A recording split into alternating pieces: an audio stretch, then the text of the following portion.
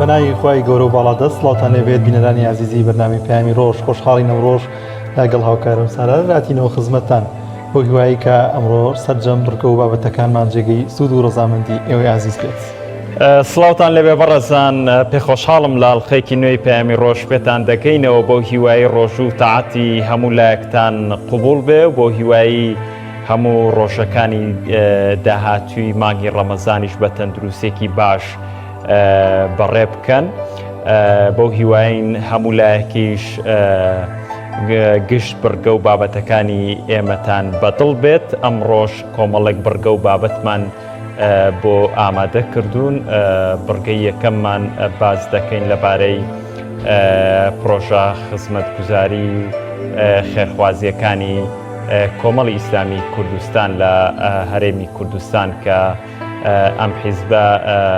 حیزبێکی ئیسلامیە هەمیشە پرۆژەی واڵای هەیە لە بوارە خێرخوازیەکانیدا. تەوەری دووەممان باز لە دەستپێکردنەوەی پرۆژە خزمەتگوزاریەکانی هەرێمی کوردستان دەکەین کە دەستەی وەبەرهێنان لە ماوەی چەند ڕۆژی ڕابردوودا پلانێکی دەستەکەی بڵاو کردەوە بۆ داهاتوو لە هەرێمی کوردستان چەند پرۆژەیەکی لەخۆ گرتووە لە بواری وەبەرهێنان. میوانێکمان لەو بارەوە دەبێت بە هەمان شێوە بۆکو هەمیشەش دانیار بڕگەی ئەخیرمان بابەتی دروستکردنی خواردن و شیرینیە بۆ هیوایی کە هاوکارمان خواردن و شیرینیەکی تەندروستی بۆ ئامادەکرد بین ئینشاءڵڵا. وەک هەمیشەش دەچینە لای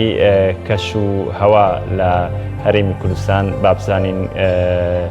باری کەش و هەوا لە هەرێمی کوردستان چۆنە.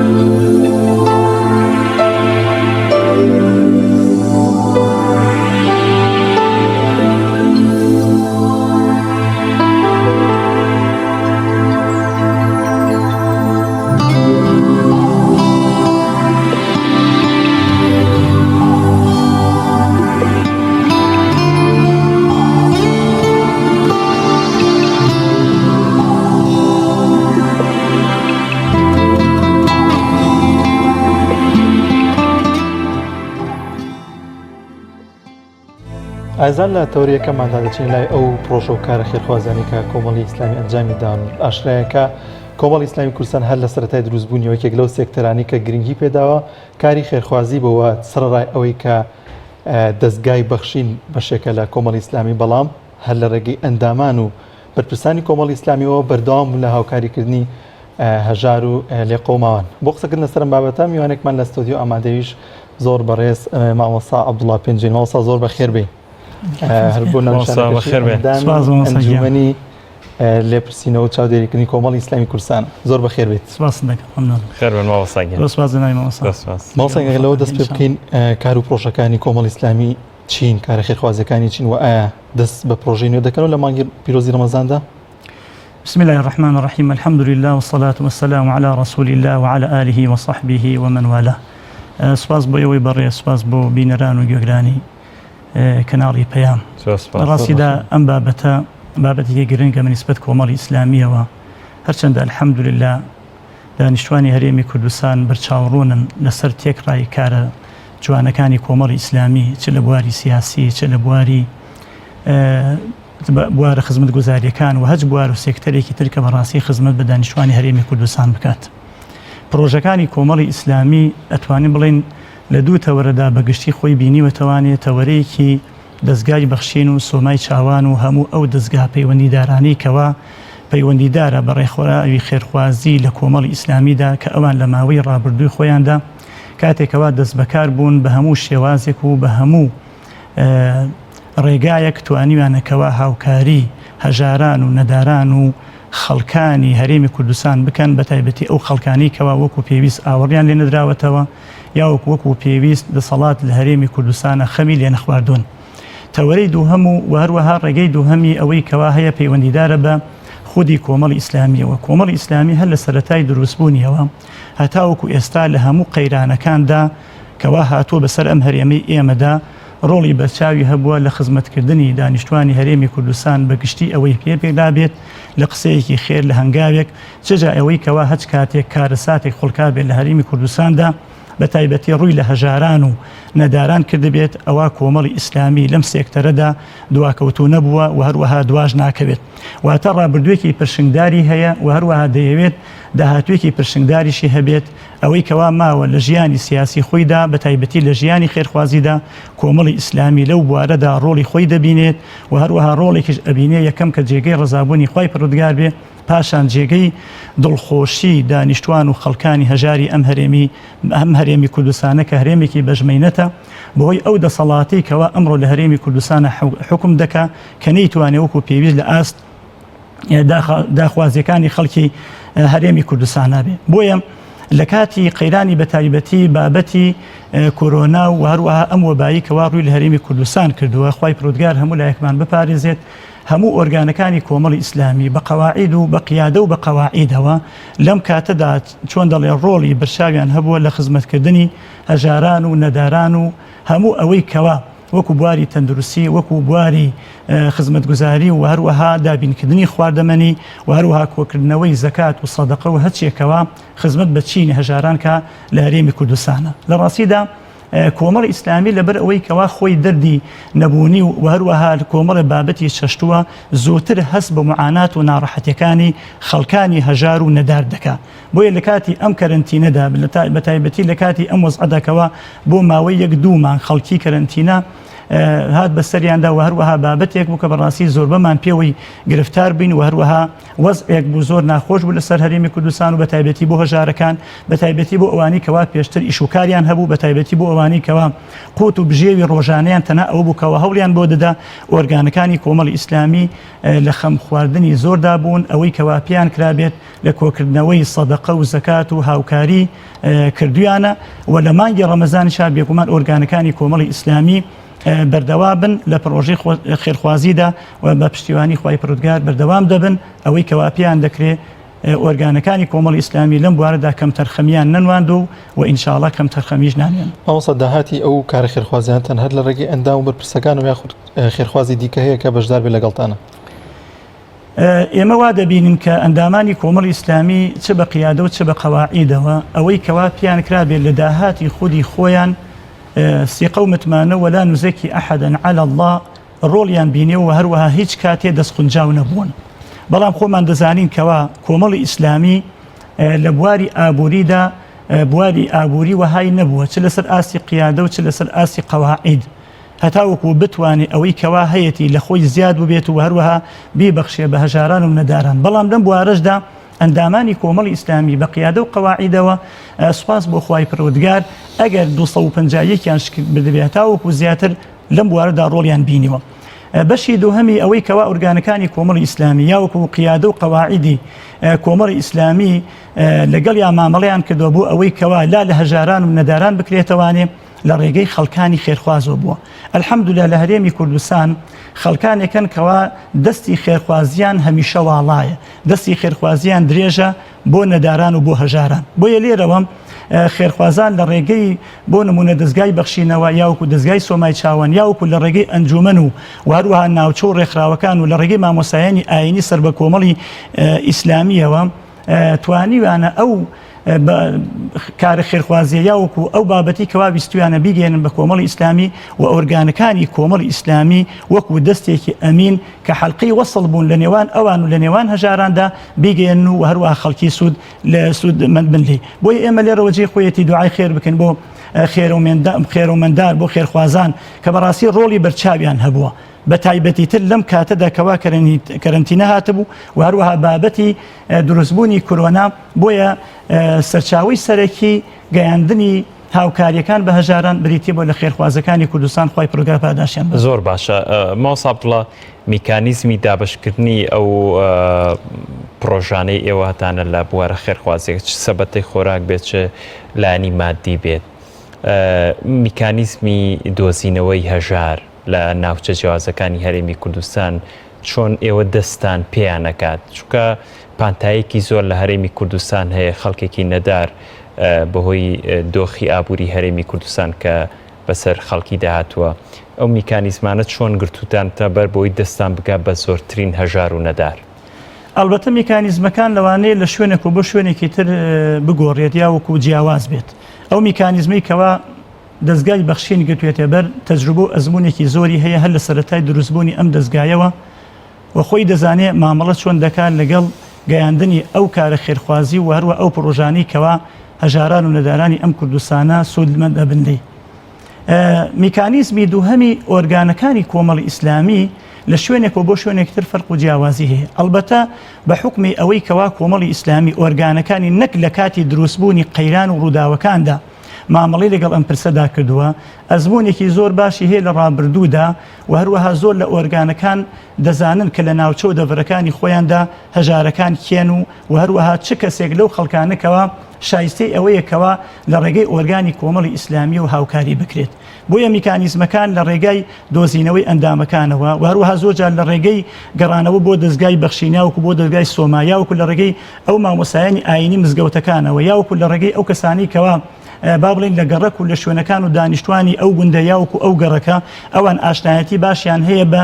ژیانی هەژاران و نەداران. بۆیە کۆمەڵی ئیسلامی ئۆرگانەکانی هەج میکانیزمێکەوە بە پێویست تیزانی بێگرتوێتێ بەر وەروە ئەزمونێکی پێشووتری هەیە چونکە شاراوە نییە کە ئۆرگانەکانی کۆمەڵی ئیسلامی نەک لە کاتی وەزعێکی ئاوادا کە هاتووە بەسەر هەرێمی کوردستانە لە ڕابردووە هەژارەکان لە ڕاستیدا ڕوویان لە ئۆرگانەکانی کۆمەڵی ئیسلامی کردووە. بۆیە ئۆرگانەکانی کۆمەڵی ئیسلامی دەتوانم بڵێم لەگەڵ هەژارەکانی ناوچەکەدا خۆیان بەنامە و بە غەریب نازانن چونکە ڕۆژانە خەڵکانی هەژار سەردانی ئۆرگانەکانی کۆمەڵی ئیسلامی کردووە و هەروە ئەو برایانی کەوا سەرپەرشتی ئۆرگانەکانی کۆمەڵی ئیسلامیەکەن لژنەیەکی تایبەتمەندیان دروست کردووە بە تایبەتی لە کاتی قەیرانەکەدا بۆ ئەوەی کەوا هەژارەکان ببینەوە بیان ناسن و هەروەها ئەو کۆمەکی خێرخوازی کەوا لەلایەن خەڵکانی خێرخوازەوە پیان گەشتووە بە ئەو پەڕی ئەمینی و ئەمانەت پارێزیەوە پیان گەیاند. ماوەسا عەبدوڵڵا ئێوە دەست و پەنجەتان لەگەڵ هەژار و نەدارەکانە نەرم کردووە. ئەمێ بزانم بەراورد بە ساڵەکان لە هەرێمی کوردستان ئێوە لە ماوەی کارکردنتان لە بواری خێرخوازیە بە گشتی ئۆرگانەکانی کۆمەڵی ئیسلامی کوردستان ساڵ بە ساڵ هەژاری کەمی کردووە یاخود زیادی کردووە؟ وەڵا بێگومان ماوەسا سالار بەهۆی ئەم بارودۆخی کەوا لە هەرێمی کوردستانە خوڵقاوە بەهۆی ئەم دەسەڵاتی کە لە هەرێمی کوردستانە حکومڕانی دەکات بەهۆی ئەوەی کەوا 11 دانە ساڵە سربەخۆیی ئابووری لە وڵاتەدا ڕاگەیەندراوە بەڵام هیچ ئەنجامێکی نەبووە بەهۆی ئەوەی کەوا ماوەی 6 دانە ساڵە موچەی موچەخۆران یا لە کاتی خۆیدا نادرێت یاوەکو ڕوبع موچە و نیو موچەیان پێ دەدرێت یاوەکو ڕای وا هەیە لە کوردستاندا مانگ لە جیاتی 30 ڕۆژ بۆتە 40 و 50 و 60 و خۆ ئەگەر زیاتر نەکا ئەگەر بەراوردی هەموو ئەم هەنگاوانە ببی کەوا هەنگاوی نەخوازراون هەنگاوێکن کە بەڕاستی لە ئاس ئەو ئەمانەت پارێزیان یەکەوە دەسەڵاتدارانی ئەم هەرێمی کوردستانە خۆیان بە ئەمینداری ئەو خەڵکە دەزانن بەپێی ئەو ئەزمموی کەوا ئێمە وەکو ئۆرگانەکانی کۆمەڵی ئیسلامی هەمانە بەپێی ئەوەی کەوا دەست و پەنجەمان لەگەڵ ئەو واقعەدا ئەتوانە بڵێم نەرم بووە و هەروەها ئەزمموونێکی باشمان هاتووە دەدەست ساڵ لە دوای ساڵ سات لە دوای سات کات لە دوای کات ئەتوانن بڵین ڕێژەی هەژاری لە هەرێمی کوردستانە بەرزە بێتەوە ڕێژەی هەژاری لە هەرێمی کوردستانە زیاد دەبێت کە ئەگەر بەهۆی دام و دەستگا خێرخوازیەکانەوە نەبوایە بەگشتی واروەها دەستگای بەخشین بە تایبەتی یاوەکو دەستگای سۆما یاوەکو لە ماوەی ئەم کارینتینەدا بە تایبەتی ڕۆڵی فراکسیۆنی کۆمەڵی ئیسلامی کەوا ڕۆڵێکی ئیجابیان هەبوو لەم کاتەدا یاوەکو خەڵکانی خێرخوازان و هەروە ئۆرگانەکانی کۆمەڵی ئیسلامی بەگشتی نەبوایە دەتوانین بڵین لەم کات و ساتەدا سەرڕای ئەوەی کەوا ڕێژەی هەژاری زیایی کردووە قەیرانێک دەقەوما لە بۆ ژیانی هەژاران لەوانەیە جارێکی تر وەکو بڵی لە مێژوودا شتیوە نەبوو بێت یاوەکو دووبارە نەبێتەوە بۆیە ڕێژەی هەژاری ئەگەر ئابم شێوازە بڕوە حکومڕانی ئەم وڵاتە ئاوا خەمسار بێ و خەم لە هاوڵەتیانی نەخوا موچەی موچەخۆران بەم شێوەیە بڕوە داهاتی ئەم وڵاتە کەس نەزانێ بۆی کوێ دەڕوە واروەها موشەخۆر ئەمین نەبێت لەوەی کەوا ماڵ و مناڵەکەی چۆن بژێوی دابین بکە بە تەئکید سال لە دوای سات ڕۆژ لە دوای ڕۆژ ساڵ لە دوای ساڵ ڕێژەی هەژاری زیاد دەکا ئەگەر بێت و خەمی خەمخۆران نەبێت بۆ نمونە لە کۆمەڵی ئیسلامیە لە ئۆرگانەکانی کۆمەڵی ئیسلامی لەلایەن خێرخوازان و خواپێدراوانی هەرێمی کوردستانەوە ئەوە ئەو کاتە لەوانەیە شتیوا بێتە ئاراوەکە تەنها مەگەر ئەسەف و داخی بۆ خوازی زۆر باش ماوەستا زۆر جار لە دوورەوە ڕخنەتان لێ دەگیرێت دەوترێت کارە خێرخوازەکانیان پێ دەچێت تەنها بۆ ئەندامەکانیان بێت تێڕوانیەوە چێ لەوبارەیەوە وەڵا ئێمە سواز بخوا سەربەرزین بەوەی کەوا لە هەرێمی کوردستاندا دەتوانن خەڵکی هەرێمی کوردستان چاودێریکی وردی کارە خێرخوازیەکانی دام و دەستگا خێرخوازیەکانی کۆمەڵی ئیسلامی یاوەکو ئۆرگانەکانی کۆمەڵی ئیسلامی بکەن ئایا بابزانێکن ئەو خەڵکانی کەوا سوودمەند بوون لە کارە خێرخوازیەکانی ئۆرگانەکانی کۆمەڵی ئیسلامی لە سەدا چەندی ئەندامانی کۆمەڵی ئیسلامیە ئەو کاتە ئەوە وەڵامێکە بۆ ئەو کەسانی کەوا ئەم جۆرە تۆمەتانە دەبەخشنەوە لە ڕاستیدا ئەو خەڵکانە لەبەر ئەوەی کەوا خۆیان هیچیان پێ ناکرێت فاقد الشيء لا يعطي خۆیان هیچیان بەدەستەوە نییە چاویان هەڵنایە بەم پڕۆژە جوانەی کۆمەڵی ئیسلامی بەگشتی یاوەکو ئۆرگانەکانی کۆمەڵی ئیسلامی بۆیە لە مەسئلەی جیاوازیکردن لە نێوان خەڵکیدا بە هیچ شێوەیەک لە کار و باری کۆمەڵی ئیسلامیدا نەبووە ئێمە لە زۆر حاڵەتدا دام و دەستگاکە خێرخوازەکانی کۆمەڵی ئیسلامی یاوەکو ئۆرگانەکانی کۆمەڵی ئیسلامی یارمەتی هەژارانیان داوە بەبێ بیرکردنەوەی ئینتیمای سیاسی یارمەتی پێشمەرگیان داوە لە کاتی شەڕدا یارمەتی منداڵی پێشمەرگیان داوە لە کاتی نەبوونیدا یارمەتی خێزانی پێشمەرگە و هەروەها بنەماڵی شەهیدانیان داوە زۆر جار ئەو شوێنێکە بابەتێک ڕووی تێک دەبێت بەبێ ئەوەی کەوا کۆمەڵی ئیسلامی پرسی بێتی تۆ سەر بە کۆمەڵی ئیسلامی یاوەکو چی ئینتیمایەکی سیاسی هەیە کاتێک کەوا ڕووداوی 2007 ڕوودەدا و هەروەها خەڵکی دووست لی دەقۆمێ دێتە دەڤەرەکانی سلێمانی و هەروەها گەرمیان دام و دەستگای بەخشین و هەروەها دەستگاکانی کۆمەڵی ئیسلامی ئۆرگانەکانی کۆمەڵی ئیسلامی بەدەم ئاوارەکانی دووست ئەچێ بەبێ ئەوەی کەوا ئەندامی کۆمەڵی ئیسلامی بن یعنی ئەو خەڵکە ئاوارانە یاوەکو ئەو خەڵکە هەژارانی کە لە هەرێمی کوردستانە هەن لە سەدا نیسبەتی ناکاتە لە سەدا ئەتوانم بڵێم 1:2 کە ئەندامی کۆمەڵی ئیسلامین بۆیە ئێمە بە هەموو شێوازێک ئەو جۆرە تۆمەتانە ڕەدەکەینەوە ئەوەی کەوا ئێمە چاودێریمان کردووە ئەوەی کەوا ئێمە بینیومانە سوپاس بۆ خۆی پرۆدگار دام و دەستگاکانی کۆمەڵی ئیسلامی بەبی ئەوەی کەوا هیچ جیاوازیەک بکەن بەڵکو بە پێچەوانەوە ئەتوانم بڵێم هەژاران و خەڵکانی تری سەربەلایەنە سیاسەکانی تری هەرێمی کوردستان سوودمەند بوون لە فرۆژە خێرخوازیەکانی کۆمەڵی ئیسلامی زۆر باشە مامۆستا لەم مانگی پیرۆزی ڕەمەزاندا نوێترین پرۆژەتان چییە کە نیەتتان بە ئینشاءڵڵا ئەنجامی بدەن وەڵا بەنسبەت ئەو پرۆژانەوە دیارە پرۆژەکانی مانگی ڕەمەزان بە تایبەتیتر لەسەر سەدەقە و زەکات ڕادەوەستێت بۆیە ئۆرگانەکانی کۆمەڵی ئیسلامی هەموو ڕەمەزانێک سوپاس بۆ خۆی پردگا وایان کردووە ڕێژەیەک لە زەکات و سەدەقەی خواپێداوان و خەڵکانی خێرخواز دەگاتە ئۆرگانەکانی کۆمەڵی ئیسلامی و ئۆرگانەکانی کۆمەڵی ئیسلامی بە ئەو پەڕی ئەمانەتەوە دابەشی دەکەن بەسەر ئەو خەڵکانی کەوا شایستن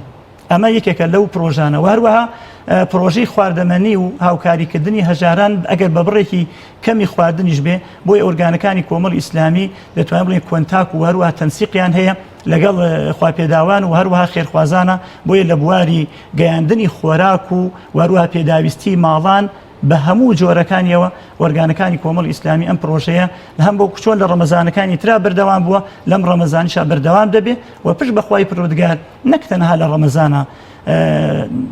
ئۆرگانەکانی کۆمەڵ ئیسلامی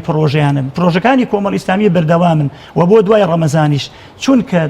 ئەندامانی کۆمەڵی ئیسلامی هەست بە معاناتی خەڵکی زیاتر دەکەن ئەندامانی کۆمەڵی ئیسلامی دەزانن هەچ هەنگاوێک کە بینێن لەبەر خاتی ئەوەی کەوا دڵخۆشی بخەنە دڵ و دەرونی هەژارێکەوە لەم کوردستانە یەکەم خی پرودگار پاداشانێتەوە دووەمینشان خۆیان پێی سەربەست ئەبن و لێراشە ئامانج قضية سياسية نية إنما نطعمكم لوجه الله لا نريد منكم جزاء ولا شكورا بو يكون الإسلامي بروجكاني بردواما وتايبتي بروجي كوكرنوي زكاة صدقات خير ومندان ولا دواي مانجي رمضان بش بخواي برودقات ها بردوام دبي ماس عبد الله أما بپرسم دزگاكي گوري وكو دزگا خيرخوازي بخشين ك یەکلا بۆ تۆ یەکێکە لە دەستگا گەورەکانی ناو کۆمەڵی ئیسلامی کوردستان کە یەکلا بۆ تۆ بۆ کاری خێرخوازی لە هەرێمی کوردستان بەبێ جیاواسی پرسیارەکە ئەوەیە بۆچی لە پاڵ ئەمەیە ئۆرگانەکانی کۆمەڵی ئیسلامی کوردستانیش هەنگاوی خێرخوازیێنن بە هەمان شێوە سەدەقا ئەبەخشن بە هەژار و نەدار بە هەمان شێوە سەبەتەی خۆراک ئەبەخشن کە هەمان شێوە دەستگای خێرخوازی بەخشین ئەمەوێ پرسیارەکەم وا لێ بکەم ئەمە پانتاییە فراوانەکەی کە دەستگای خێرخوازی بەخشینیش فریای هەژاران ناکەوی یاخود نەخێر تێکەڵکاریەکەیە وەڵا ئەوەی کەوا من دەیبینم یەکەم تێکەڵکاریەکە دووەمینیشی پێدەچێ زۆر لەو لایەنە سیاسیانی کەوا لە هەرێمی کوردستاندا نەیانتوانیوە لە بوارەکەی خۆیاندا سەرکەوتوو بن کە ئەویش بواری حکومڕانیەکی ڕەشیدە ئەگەر حکومڕانیەکی ڕەشید و عادل و هەروەها پێویست لە هەرێمی کوردستاندا بەگەر خرابێت بەگەر بخرێت و وەکو پێویست لە شوێنی خۆیدا مامەڵی لەگەڵدا بکرێ لەوانەیە پێویستیش نەکات لە هەرێمی کوردستانە هیچ دام و دەستگایەکی خێرخوازیمان هەبێت بەڵام کاتێکەوە بۆشاییەک لە هەرێمی کوردستانە دروست بووە بەهۆی هەنگاوە ئەو هەنگاوە خراپانەی کەوا دەسەڵات لەم هەرێمی کوردستانە گەتوێتێ بەر ئەوە بە ناچاری نەک دەستگای بەخشین دەستگای تر دروست ئەبێ بەڵام جێگەی سیر نییە جێگەی پرسیار نییە لایەنێکی سیاسی وەکو کۆمەڵی ئیسلامی دەستگای بەخشینی هەبێت ئۆرگانەکانی خەریکی کاری بەخشین بن لە ڕێگەی خێرخوازانەوە بەڵام ئەوەی کەوا جێگەی تێبینی و ملاحەڵەیە ئەوەی کەوا دەسەڵاتیش لە وڵاتەدا پەنای بۆ ئەمە بردووە ئەمە لە دوو حاڵەت بەدەر نییە یاوەتانێک کێبەرکەیەکی سیاسیە وا دەزانێت کۆمەڵی ئیسلامی بەمە دەیەوێت تەنها لە بوارە سیاسەکەدا لە بۆ مەکسەبێکی سیاسی ئەم قضیە بکە ئەمە یەک دووەمینیشی لەبەر ئەوەی کەوا نەیتوانیوە ئەو داهاتی کەوا لە هەرێمی کوردستاندا وەکو خۆی بیگەێنێ بە دانیشتوانی ئەم هەرێمی کوردستان بە تایبەتی بۆ موچەخۆران دێنێ لە ڕێگەی دەستگای خێرخوازی و پەنای پێدەبا بەڵام لە ڕاستیدا ئەم بابەتە بە نیسبەت کۆمەڵی ئیسلامیەوە بە ئیجابی شکاوەتەوانێ و هەروەها لەم بابەتەدا خەڵکی دەستخۆشی هەیە بۆ کۆمەڵی ئیسلامی چونکە کۆمەڵی ئیسلامی سەرڕای کاری سیاسی خۆی سەرڕای بەڕێوەبردننی ئۆرگانەکانی خۆی دەستگایەکی وەکو بەخشینی هەیە لە کاتی قەیرانەکاندا فراکسیۆنەکەی هەڵەسێ بەدابشکردنی چەند هەزارها سەبەتی خواردن بەسەر دانیشتوانی هەرێمی کوردستاندا ئالەم کاتەدا دەسەڵات کە دێتە سەرخەت یاوەکو دەیەوێت ئیسێک و ڕاوەستانی بکە بە دەستگاکانی بەخشین یا دەیەوێت داهاتی خێرخوازان بباتەوە بۆ لای خۆی بە دەردی ئەوەی بداکەوە داهاتی ئەم وڵاتی بۆ کوێ بردو ئالە رادایتر حەقە پرسیارەکە بەڕاستی لەوان بکرێ بۆچی وا دەکەن نەوەکو خوا نەخواستە نیشانەی پرسیار لەسەر دەستگاکان و ئۆرگانەکانی کۆمەڵی ئیسلامی دروست بدێت ئەوسا ئێوە پرۆژەکانتان چۆن بانگوازی بۆ دەکەن یاخود چۆن بڵاوی دەکەنەوە کە بۆی خێرخوازان یاخود ئەندامانتان کە نەزان بە پرۆژەکە بەشدار بن لەگەڵتانە بۆی ئەو کارە خێرخوازە زووتر بگات یاخود زیاتر کۆ ببێتەوە وی بگەن بە هەژاران ئەلبەتە دەستگاکانی تر لەغیری بابڵین ئۆرگانەکانی کۆمەڵی ئیسلامی لە ڕێگەی کەناڵی پەیام و هەروەها ڕادیۆ لە ڕێگەی پیجەکانی خۆیانەوە بانگەشە بۆ کار و چالاکیەکانی خۆیان دەکەن بەڵام بەنسبەت ئۆرگانەکانی کۆمەڵی ئیسلامیەوە لە ڕاگەیاندنی کۆمەڵی ئیسلامیەوە ئەم بابەتە باز ناکرێت بەڵام ئۆرگانەکانی کۆمەڵی ئیسلامی لەلایەن خۆیانەوە لە ڕێگەی ئەو لێژدانی کەوا دروستیان کردووە بەپی ئەو ئەزموونی کەوا لە ڕابردووە هەیانە دەنگیان دەگا بەوەی کەوا خەڵکانی هەژار لەکوێ ئاگایان لێبێت و هەروەها بیبیستن و خۆیان ئاگیان لە هەژارانە و هەروە هەژاران دەناسن چونکە ئەوەی کەوا من بەپێ ئەزمموی خۆم کە خۆشم ماوەی 19 ساڵ مەسئولی ئەنجومەن بووم و هەروەها بەهۆی پیشە ئیشی چاودێریمەوە کەوا زۆربەی ئۆرگانەکانم بینیوە و هەروەها چالێکیەکانیانم بینیوە هەروەها سەرپەرشتێندێک لە شوکارەکانمان کردوون ئۆرگانەکانی کۆمەڵ ئیسلامی قائمەی هەژارانیان لەلا هەیە و هەروەها لە ڕێگەی ئەندامەکان چ برایان چ خوشکان یاوەکو مامۆسایانی ئاینیەوە ئەوان دەتوان دەنگی خۆیان بگەین بە هەژاران و هەروەها هەژاران سوودمەند من لە خێرخوازیەکانی ئۆرگانەکانی کۆمەڵی ئیسلامی. بەڵێ زۆر سپاس کاتمان نەما زۆر سپاس بۆ بەڕێز مامۆستا عەبدوڵڵا پێنجوێنی ئەندامی ئەنجومەنی چاودێری و لێپرسینەوەی کۆمەڵی ئیسلامی کوردستان زۆر سپاس بۆ ئامادەبوونتان. زۆر سپاس. بەڕێزان دەچینە لای ناوبڕ و دواتر بەردەوام دەبین لەگەڵتان. تۆپ تاکە بریکاری تۆڕی میدیایی کۆمەڵ بۆ دروستکردن و بڵاوکردنەوەی ڕێکلام تۆپ.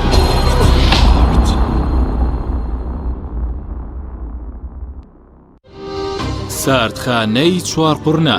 بۆ یەکەمین جار گەورەترین ساردخانە لە سەر ئاستی عێراق و پارێزگای سلێمانی لە دەشتی بە پیتی بتوێن کراوەیە. ئەم ساردخانەیە سەرمایەیەکی باشە بۆ هەموو جوتیار و خاوەن کێڵگەکان کە چیتر بەرهەمەکانیان هەرزان فرۆش نەکەن سوود لەم ساردخانەیە وەربگرن. لە ساردخانەکەمان توانای پاراستنی 1400 تەن بەرووبوومی جیاوازی هەیە کە سەرجەم بەرهەمە کشت و کاڵیەکان لەگەڵ هەموو جۆرە بەرووبوومێکی شیرەمەنی و بەشی تایبەت بە پاراستنی گۆشت و ماسی و مریشک کراوەتەوە و دەتوانن بەکاری بهێنن. ساردخانەکەمان جگە لە بوونی کارەبای 24 کاتژمێری گرنتی پاراستنی سەرجەم بەرهەمەکانی لە ئاستۆدایە. هەمیشە داشکاندنی بەرچاو دەکات بۆ سەرجەم جوتیار و خاوەن کێڵگا پەلەوەریەکان. ساردخانەکەمان بە سەرپەرشتی مامۆستا عەبدوڵڵا و سلێمان شاخەوان. ناونیشان چوارقورنا نزیک پێشانگاکانی فرۆشتنی ئۆتۆمبیل. ساردخانەی چوارقورنا. سۆزی دایک بەهێزمان دەکات. دوای پێکەنین و گریان شیری ئەپتلۆن ئارامبەخشە. بۆ ئەوەی منداڵەکەت لە شولارێکی تەندروست و بەهێزی هەبێت شیری ئەپتلۆنی هۆڵندی بەکاربێنە. شیری ئەپتیلۆن لە تەمەنی 1 ڕۆژی تاوەکو 3 ساڵی بەکاردێت. ئێستا توانە و هزر و داهاتووی منداڵەکەت زامن بکە لەگەڵ شیری ئەپتلۆنی هۆڵندی. شیری ئەپتلۆن ڕاستەوخۆ لە هۆڵندا بۆ کوردستان دێت. ئەپتیلۆن باشترین شیری سەردەم. نەوڕاست خوانێکی پڕچێژ تامێکی لەبیر نەکراو. نەوڕاست خوانێکی پڕچێژ تامێکی لەبیر نەکراو. تۆپ تاکە بریکاری تۆڕی میدیایی کۆمەڵ بۆ دروستکردن و بڵاوکردنەوەی ڕێکلام تۆپ.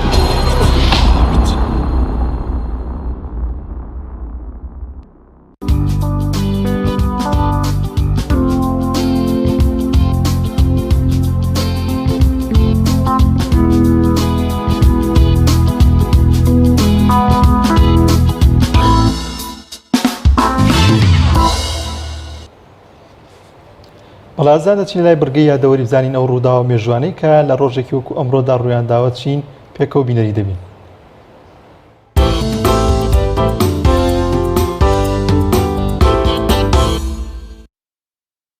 پێنجی ساڵی 1821 کۆچی دوایی سەرکردە و خەباتکاری گەورەی فەڕەنسی ناپلیۆن بۆناپارت ناسراو بە ناپلیۆن یەکەم لە دوورگەی سانت هێلانە کە تێیدا دەست بەسەر کرابوو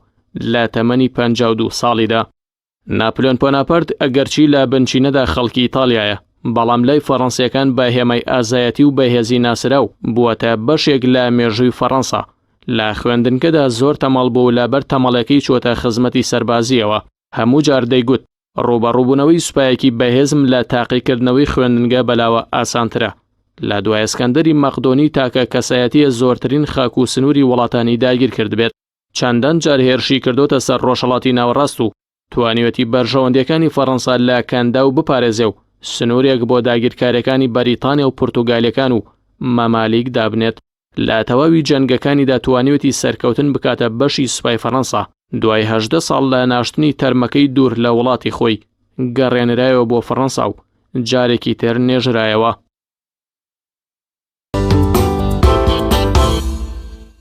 پێنجی ساڵی 1932 کۆچی دوایی نووسەر و ڕۆمان نووسی کورد حوسێن نازم لە تەمەنی 62 ساڵیدا و لە شاری سلێمانی.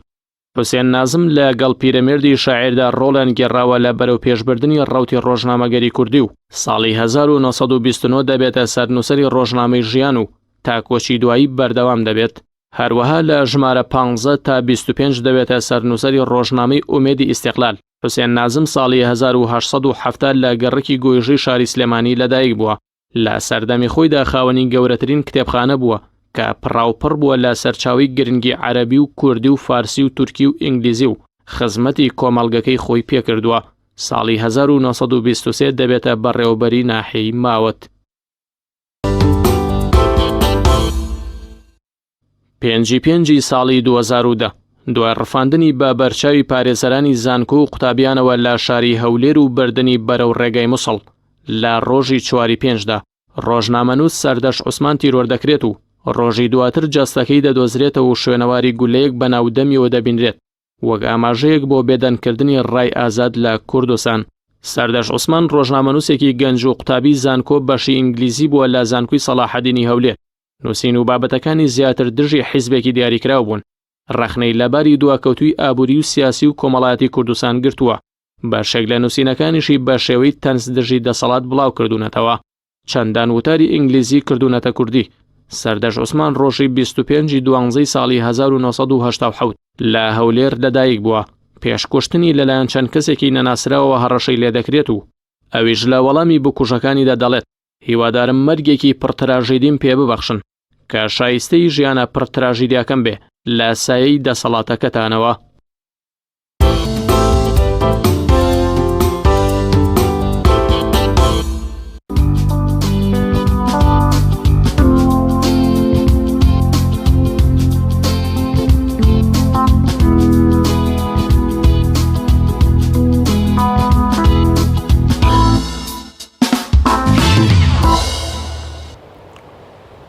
بەڵە بەڕێزان لە ماوەی چەند ڕۆژی ڕابردوودا دەستەی وەبەرهێنانی هەرێمی کوردستان نزیک بە 1000 پرۆژەی وەبەرهێنانی لە هەرێمی کوردستان ڕاگەیان کە ئەمە جێگەی دڵخۆشی بوو لەلایەن هاوڵاتیان و وەبەرهێنەران کە جموجوڵی بازرگانی یاخود جموجوڵی ژیان جارێکی تر لە پرۆژە خزمەتگوزاریەکان لە هەرێمی کوردستان دەست پێ دەکەنەوە کە جێگەی پرسیاریشە کۆمەڵێ جێگەی پرسیارەکە ئایا ئەو پرۆژانەی پێشتر کە لە ماوەی چەند ساڵی ڕابردووی بە ناوی قەیرانی داراییەوە لە هەرێمی کوردستان وەستێنراون یاخود پەک خراون ئەم پرۆژانە چیان لێدێ جارێکی تر نزیک بە 1000 یان زیاتر لە 1000 پرۆژەی تر ڕاگەیەنرێ. حکوومەتی هەرێمی کوردستان پلانی چیە بۆ پرۆژانی کە تاو نەکراون. ئێمە ئەمڕۆ دەمانەوێت لەگەڵ بەڕێز دکتۆر محەممەد شکور سەرۆکی دەستەی وەبەرهێنان شەنوکەوی بابەتەکە بکەین با بزانین پرۆژەکە چی لەخۆگرێ ئەو پرۆژانە چین و قەبارەی سوودەکانی بۆ هەرێمی کوردستان چی دەبێت جارێکی تر دەستپێکردنەوەی پرۆژە خزمەتگوزاریەکان لە هەرێمی کوردستان بەم پلانەی دەستەی وەبەرهێنان چۆنەچێتە بواری جێبەجێکردنەوە و لە نیوەیە جارێکی تر وەکو پرۆژەکانی پێشتر ناوەستێنرێنەوە شەنوکەی بابەتەکە دەکەین. کاک دکتۆر سپاس بۆ ئامادەبوونتان. ئەمەوێت سەرەتا لەوە دەست پێ بکەم ئێوە زیاتر لە 1000 پرۆژەتان لە ماوەی ڕابردوودا ڕاگەیان کەمە جێگەی دڵخۆشیە. ئەم پرۆژانە خۆی لە چی و چی ئابینێتەوە؟ بەناوی خۆی گەورە میهرەبان سەرەتا دەمەوێت باسی ئەوە بکەم کە ئەمە پلانی وەبەرهێنانە. پلانی وەبەرهێنان ئەو لیستی ئەو پرۆژانەیە کە ئێمە وەکو حکوومەتی هەرێمی کوردستان لە سەرتاسەری هەرێمی کوردستان دەمانەوێت لە ماوەی ڕابردوودا کەرتی تایبەت وەبەرهێنەران ئەوانەی کە ئارەزوان هەیە سەرماگوزاری لە هەرێمی کوردستان بکەن بێن ئەم جۆرە پرۆژانە جێبەجێ بکەن. لە ماوەی ڕابردوودا پرۆژەی وەبەرهێنان لەلایەن وەبەرهێنەرانەوە پێشکەش دەکرا و پرۆپۆزال تەقدیم دەکرا و فکرە دەدرا. لەماو دوایێمە وەکو حکوومەتی هەرێمی کوردستان لە دوای زنجیرەیە کۆبوونەوە لەگەڵ وەزارەتی و لایەنی پەیوەنددار و قایم و مدیر ناحیەکان و پارێزگارەکان لە هەرێمی کوردستان لە ئیدارە سربەخۆکان گەشتین ئەو ڕادایی کە ئێمە ئەو لیستەی کە ئێمە هەمان بێ بریتی بێ لەو پێویستیانەی کە ناوچەکانی هەرێمی کوردستان هەیەی لە پرۆژە گرنگەکان کە پێویستە کارتی تایبەت جێبەجێ بکە. طبعا ئەمەش هەدەف لێی ئەوەیە کە بتوانین لە داهاتوودا زۆربەی هەرە زۆری ئەو بەرهەم و کەرست و کاڵانەی کە دێنە هەرێمی کوردستان لە ڕێگەی سنوورەکانەوە لە وڵاتانەوە لە وڵاتی دوور و نزیکەوە ئێمە بتوانین بەشێکی زۆری ئەو کەرستانە لە هەرێمی کوردستانە بە ئینتاج بکەین چونکە ئێمە هەم کەرستەی خاوی باشمان هەیە هەم کەش و هەوایەکی باشمان هەیە هەم لە ڕۆی سەرچاوی مادی مرۆییەوە هەرێمی کوردستان خەڵکێکی بەتوانای هەیە بتوانێتن کە لە بواری تەسنیع لە بواری کشت و کاڵ لە بواری سیاحەت لە بواری تەندروستی لە بواری فێرکردن لە هەموو بوارەکانی تر کە مەشمولن بەوە بەرهێنان پێی یاسای ژمارە 4 2006 دەستەی وەبەرهێنان ئەمانە جێبەجێ بکەن و لە هەرێمی کوردستان کاری لەسەر بکەن. کاک دکتۆر پرۆژەکانیش طبعاً هەموو سێکتەرەکان دەگرێتەوە. بەڵێ فەرموو ببوورە. بەڵێ پرۆژەکان سێکتەری ئەساسن لە ئەساسدا ئێمە کە پلانەکەمان داناوە نەخسێکی زۆری لە بازاری خۆمان لە بواری تەسنیع هەیە بۆیە نزیکەی 461 پرۆژە لەو 1055 پرۆژەیە لە بواری پیشەسازیە گرنگی تایبەتمان داوەتە پیشەسازی خۆراک و ئاگاداری وەبەرهێنانمان کردوتەوە پێشتریش و ئێستاش لە ڕێگەی ئەم پلانەوە کە دەتوانن لەو پرۆژانە ئیش بکەن کە گەورەترین پێداویستی بۆ ناو خۆی هەرێمی کوردستان جێبەجێ دەکات. ئێمە لە ناو پرۆژەکەش 11 ناوچەی پیشەسازیمان پێشنیار کردووە کە جێبەجێ بکرێت لە ڕێگەی وەبەرهێنانەوە کە ئەمانەش زیاتر لە 3000 وحدەی سیناعی گەورە و مامناوەند و بچووک دەستنیشان دەکات بۆ داهاتووی هەرێمی کوردستان کە ئەوە دەکە بنکەیەکی سیناعی لە هەرێمی کوردستان دروست بێ پێمان وایە لە داهاتوو ئەگەر ئێمە بە هاوکاری لەگەڵ کارتی تایبەت ئەم پرۆژانە جێبەجێ بکەین کوردستان پێدەنێتە قۆناغێکی تر لە بواری تەنوێعی مەسادری داهات و کەمتر پشت بە داهاتەکانی نەوت دەبەستێ ئەو هەڵبەز و دابەزەی کە لە ناو قەیرانەکانی نەوت و قەیران سیاسەکانە دروست دەبێتن هەرێمی کوردستان و خەڵکی هەرێمی کوردستان زیاتر پێوە ناناڵنیتن و خەڵک ناکەوێتە دۆخێکی قەیرانەوەیە کە هەروەکەوەی ئێستایان پێشتریش ڕوودەدا لە کاتی قەیرانی سیاسی قەیرانی نەخۆشی هەر قەیرانێکی تر. کاک دکتۆر من لە بەرنامەکەمە لە بەرنمێکی ئابووریم هەبوو زۆرینەی خاوەن پرۆژە یاخۆ بەرهێنەران لە بەرنمەکەمە باسی ئەویان دەکرد کە گرفتی ئەوانەوەیە کە پرۆژیان هەیە بەڵام ڕێگری زۆرە لە حکوومەتی هەرێمی کوردستان ینی فلتەراتێکی زۆر دادەنرێت ڕۆتیناتێکی زۆر دەخرێت بەسەد ڕوتینە بەڵێ ڕۆتیناتێکی زۆر دەخرێتە بەردەمیان دوجاریش کارێک پێ دەکەن کە تۆ پەشیمان بیتەوە لەوەی کە پرۆژەیەکی پیشەسازی لە هەرێمی کوردستان معمەلێک بێ یان کارگەیەک بێت دروستکەی ئێوە زەمانەتی وەبەرهێنەران چۆن دەکەن؟ ئێمە طبعاً کە پلانی وەبەرهێنانمان ڕاگەیاندووە لە مانگی هەشتی ساڵی 2019 بە فەرمانی جەنابی سەرۆکی حکوومەتی هەرێمی کوردستان کاک مەسرور بارزانی ئەمری کرد کە نەخشەی وەبەرهێنان لە هەرێمی کوردستان دروست بکرێتن بۆردێکی تایبەتمان بۆ نەخشەی وەبەرهێنان لە هەرێمی کوردستان دروست کردووە خاڵی سەرەتایی نەخشەکە بریتە لەو پلانەی کە لە بەردەستی ئێمەیە و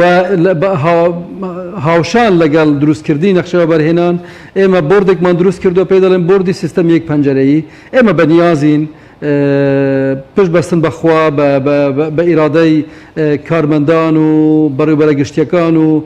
فەرمانبەرانی ئێمە لە دەستەی وەبەرهێنان بتوانین مۆڵەتێکی وەبەرهێنان کە چەندین مانگ یا ساڵی دەخایاند بتوانین لە حدودی چەند ڕۆژێکدا مۆڵەتێکی وەبەرهێنان بدەین ئەو بەربەستانەی کە جەنابەت باز دەکەی طبعاً ئێمەش گلەیمان لە هەمان بربەست هەیە کە وەبەرهێنانە لێیان هەیە ڕوتینێکی زۆر لە هەندێک دام و دەستگا هەیە ئێمە هەموو ئەو ڕوتینە ئەمڕۆ لە بۆردێک لێرە لە دەستەی وەبەرهێنان کوان دەکەینەوە بۆ ئەوەی ئەو ڕوتینە نەمێنێ مەسافەی بینی پێشکەشکردنی پرۆژە و وەرگرتنی مۆڵەتەکە بکەینە چەند ڕۆژێک و ئینشاڵڵا ئیشی لەسەر دەکەین و پەنا بەخوا دەگەینە نەتیجە و لە مدەیەکی نزیکدا ئەمە بۆ خەڵکی هەرێمی کوردستان بەرچاو دەبێ و وەبەرهێنەرانیش درکی پێ دەکەن و پرۆژەکانیان بە زووترین وەخت وەردەگرن و دەکەونە سەر ئیش و کارەکانی خۆیان. زۆر باشە کاک دکتۆر ئەو پرۆژانەی کە ڕاتان گەیاندووە لەوانەیە هەمویان گرنگ بن بۆ هەرێمی کوردستان بەڵام گرنگترینیان ئەو پرۆژانە چین کە ببێتەوەی بژانەوەی هەرێمی کوردستان یاخود با بڵین لە پێشەوەی پرۆژەکانی دیکە بێت کە دەست بە جێبەجێکردنی بکرێت. ئێمە 461 پرۆژەی سیناعیمان هەیە کە پێمان وایە لە هەمووان گرنگترن. 150 ئەو پرۆژانە پرۆژەی پیشەسازی خۆراکن. دواتر کارتی کشتتوکاڵ لای ئێمە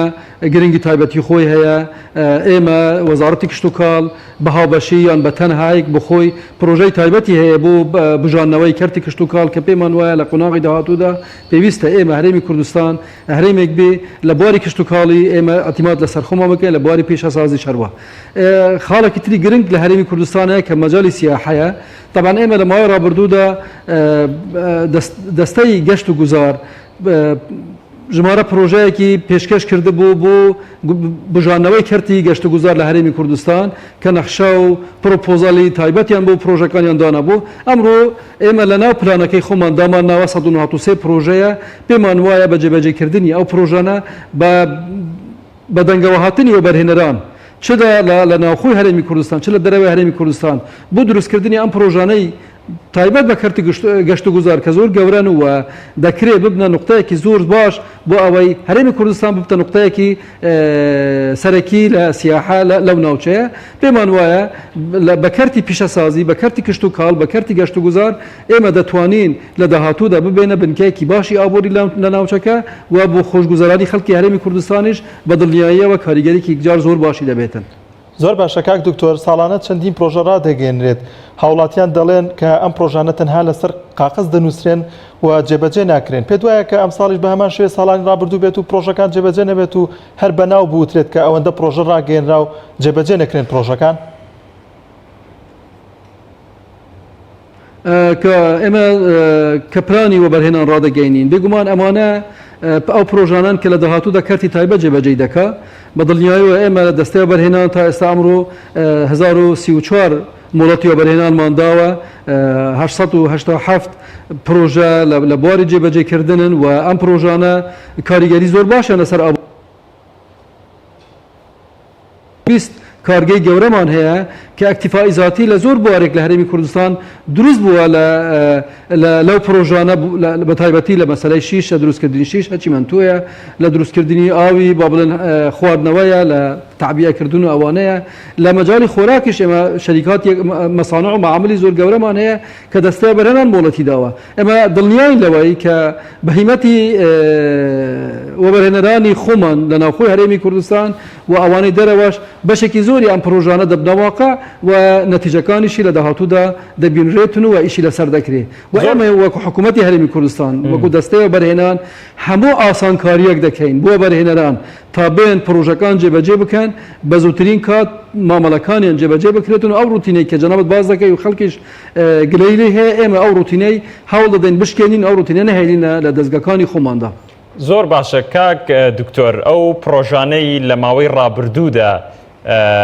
لە پێش خەیرانی دارایی کە ناوزەند کراوە بە خەیرانی دارایی دروست بوون پرۆژان تەقدیم کردووە تا نیوەی پرۆژەکەش ڕۆشن، بەڵام یان وەبەرهێنەرەکە ئیفلاسی کردووە یان حکوومەتی هەرێمی کوردستان هیچی تر تاقەی مادی نەماوە بۆ تەواوکردنی و پرۆژێ. ئەم پرۆژانە چی بەسەر بێت؟ ینی ئەم پرۆژانە هەروە دەمێنێتەوە بە نیوەچڵی پرۆژەی نوێ دەست پێ دەکەن؟ مەبەست پرۆژەکانی وەبەرهێنانە ئەوانەی کە خۆمان کە ڕاوەستا بوون لە پێش لە دوای قەیرانی دارایی لە ساڵی 2014 تا ئەمڕۆ ئێمە لە هەرێمی کوردستان ژمارەیەک پرۆژە وەستا بوو. لە مانگی 8 2019ەوە لەوەتەی ئێمە دەست بەکار بوون لە دەستەی وەبەرهێنان 3 پرۆژە دەست بەکار بوونە یان خەریکن دەست بەکار دەبن پرۆژەی نەشتەجێبوونی گەورەن. ئەوانی تریش لە مفاوەزات دەین لەگەڵ وەبەرهێنەری نوێ بۆ ئەوەی دەست بەکار ببنەوە. پرۆژەیەکی گەورە هەیە لە هەولێر وەستا بوو کێشەی گەورەی بۆ خەڵک و بۆ حکوومەتیش دروست کرده بوو. بێگومان لە مفاوەزاتین ئەویش بە هەمان شکل بدرێتە چەند وەبەرهێنەرێک و دەست بەکار ببنەوە بۆ دڵنیایی ئێمە قەیرانی نەخۆشی کۆرۆنا ئەگەر دروست نەبووبایە و ئەمەش طبعا لە دەسەڵاتی ئێمە نەبووە لە دەسەڵاتی حکوومەتی هەرێمی کوردستان نەبووە ئەگەرنە لە 2 مانگی ڕابردوو ئەو پرۆژانەی کە وەستا بوون زۆربەی هەرە زۆریان دەکەوتنە سەر بواری جێبەجێکردن و دەدرانە خەڵکی تر و ئەو خەڵکی کە یەکەی نەشتەجێ بوون یان هەر جۆرێک بەشداری کردووە لەو پرۆژانە دەبێتە خاوەنی مافی خۆی و مافەکەی ناوفەوتێتن. کاک دکتۆر ئەم پرۆژانە چۆن بەسەر پارێزگاکانی هەرێمی کوردستانە دابەشتان کردووە؟ ینی بیرتان لە عەدالەتی دابەشکردنی پرۆژەکان کردوێتەوە پارێزگایەک بەسەر پارێزگایەکی تر حەقتان نەداوە؟ ئێمە خۆشبەختانە عەدالەتێکی طبعا عدالەتی مطلق لای خۆی گەورەیە و بە ئێمە ناکرێ بڵێن عدالەتی 100% ئێمە دەتوانین فراهم بکەین بەڵام ئەگەر بچێن ئەو لاپەڕەکانی ئەو پرۆژەیە کە ئێمە ئامادەمان کردووە طبعا ئەمە پلانە لە وەزارەتەکان و لە پارێزگاکان و لە یەکە ئیدارەکان وەرگیراوە لە ئیدارە سەربەخۆکان وەرگیراوە پێمان وایە عدالەتێکی یەکجار زۆر باشی تێدایە بە پێی پێویستی ناوچەکانە لەسەر داواکاری ئەو ناوچانە بووە کە داوای پرۆژەیان کردووە و ئەگەر ئەرقامەکانیش بخینیەوە بە دڵنیاییەوە دابەشبوونێکی یەکجار زۆر باشی تێدایە ئێمە هەوڵمان درراوە ئەو ناوچانەی کە کەمتر پێشتر ئیشی لەسەر کراوە پرۆژەی تێدا بووە لە هەڵەبجە لە گەرمیان لە منطقەی ڕاپەڕین لە دەوروبەری سلێمانی لە دەوروبەری هەولێر لە سۆران لە شەقلاوە لە زاخۆ لە ئاکرێ لە دەوروبەری دهۆک ئەوانە هەمووی هەوڵمان درراوە کە پرۆژەکان لەو ناوچانە زیاتر بکرێن و ئێمە تەشجیعی و بەرهێنەرانیش دەکەین بتوانن لەو ناوچانە زیاتر پرۆژە جێبەجێ بکەن تاکو هەم لە مەجای دروستکردنی پرۆژە و سوودوەرگرتن لە مەوادی خامی ئەو ناوچانە کە مەوادی خامی هەرزان و باشمانەیە و سودیش لە دەستەی کاری ئەو ناوچانە وەرگیرێتن چونکە لە ناوچەی دەرەوە شارە گەورەکان مەسەلەی بێکاری و مەسەلەی هەژاری لەوانەیە زیاترە بۆیە ئێمە تەرکیزمان زیاتر لە سەراوانە کردووە و لە 6 مانگی ڕابردووشدا ئێمە زۆرترین جار بە وەبەرهێنەرانمان گوتووە کە تەرکیز لەسەر ناوچەکانی دەرەوەی شارە گەورەکان بێ بۆ ئەوەی هەم لە مەجای عەدالەتی و جێبەجێکردنی پرۆژەکان لەو ناوچانە هەمیش خزمەتی زیاتر بە هەموو کەرتەکان و بە هەموو ناوچەکانی هەرێمی کوردستان بکرێتن. ئەم پرۆژانە بە پرۆژەی حکومە ناوزەند دەکرێت یان پرۆژەی وەبەرهێنەران دەبن ئێوە تەنها خاوەنی بیرۆکەکە دەبن تا چەند چاودێری و بەگەڕخستنی پرۆژەکانی حکومەت دەبن حکومەت خاوەنی بیرۆکەکەیە و چاودێری دەکات یاخود چۆن ئەگەر ڕوونتر پێمان بڵێ کاک دکتۆر؟ حکومەت لە بەپێی ئەو لیستەی کە ئێمە حاضر کردووە ئەمە لیستی پرۆژەکانە کە ئێمە وەکو حکوومەتی هەرێمی کوردستان پێمان وایە لە پێداویستی ناوچەکان و پێداویستی خەڵکن طبعا وەبەرهێنەران و کەرتی تایبەت جێبەجێ دەکەن بەڵام ئێمە چاودێری دەکەین لە جێبەجێکردن و ئێمە کە ملمان ناوەتەوە پرۆژەیەکی لەم جۆرەیە و دەمانەوێ بنکەیەکی سیناعی و زیراعی لە هەرێمی کوردستان دروستکەین ئەو وەختی باری حکوومەتیش قورستر دەبێتن بەوەی حیمایەی منتەجات بکات چونکە دەبێت حکوومەت پارێزگاری لە منتەجاتی محلیش بکە بۆی بازاری بوو بکاتەوە و فروشیاری هەبێ و خەڵک قازانج بکات چونکە وەبەرهێنەر دێت ئیش دەکا خونایە زەرەر بکات دەیەوێت قازانج بکات بۆ دەبێت ئەو ڕێی بۆ خۆش بکرێ ئیمکانیاتی پێویست لە ڕووی یاسایی بۆی دابین بکرێت تاکو بتوانانی شەکانی خۆی جێبەجێ بکە و بە هەمان شکل حوافزێکی هەبێ ئاسانکاری بۆ بکرێتن و دەرگاکی فراوانی بۆ بکرێتەوە هەم قازانج بکە هەم خزمەتی خەڵکی هەرێمی کوردستان بکە لە ڕووی تەوزیفکردنی خەڵکو و لە ڕووی تەوزیفکردنی سەرمایە و سودوەرگرتن لە کەرستەی خۆماڵی لە هەرێمی کوردستان. زۆر باشە کاک دکتۆر ئەو پرۆژانەی کە بڕیارە لە ساڵی 2020دا ئەنجام بدرێن تا چەند دەبێتەوەی ڕەخسانی هەلیکار بۆ گەنجان و بۆ کرێکاران؟ ئێمە پێمان وایە بە مەزندەی خۆمان و ئەو برادرانەی ئێمە کە ئیشە لەسەر ئەو پرۆژەیە کردووە و چەند مانگە خەریک بووینە دیراساتیان لەسەر دروست کردووە پێمان وایە لە قۆناغی یەکەم لەگەڵ جێبەجێبوونی ئەو پرۆژانە 200,000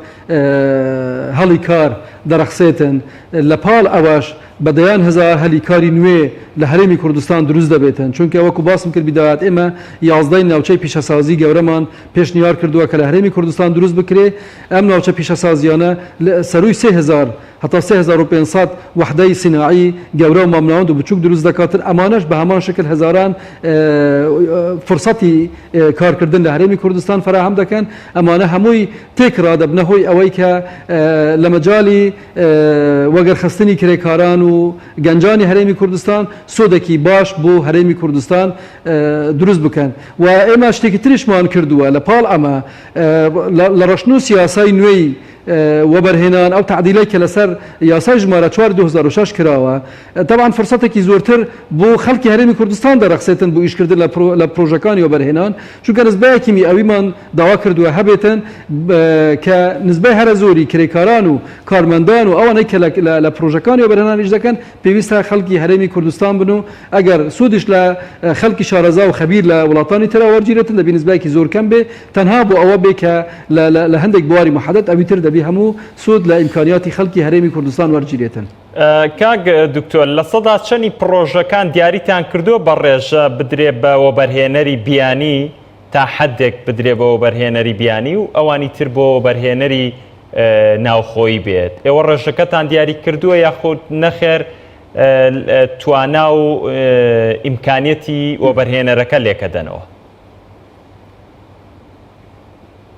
طبیعی توانای وەبەرهێنەرەکە و ئیمکانیاتی مادی خۆی و گەورەی پرۆژەکە ئەکید ئەوە